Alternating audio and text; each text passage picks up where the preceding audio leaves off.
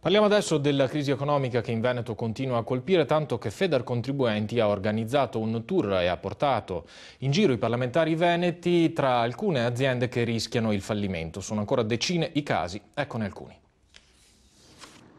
Piccolo e bello, e chi lo dice più? Ogni giorno in Veneto chiudono i battenti decine di aziende. Se ne parla quando si tratta di fabbriche con centinaia di dipendenti che presidiano i cancelli, ma nessuno si occupa dei piccoli, dei padroncini. Come Roberto Meneghello, che da 20 anni porta avanti la sua azienda. Da ottobre ha finito i lavori di arginatura di un torrente in Val di Zoldo, 50.000 euro. Chi li ha visti? Ho dovuto lasciare a casa i miei dipendenti, i miei collaboratori che lavoravamo assieme e ho dovuto svendere macchinari purtroppo per stare in piedi.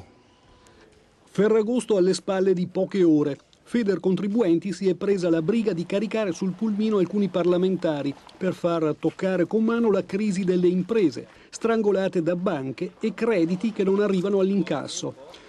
Ne parla Moreno Dal Pian, che in attesa dei pagamenti del servizio di trasporto per comuni e ULS vicentini si vede bloccare tutte le linee di credito per un'esposizione di poche centinaia di euro.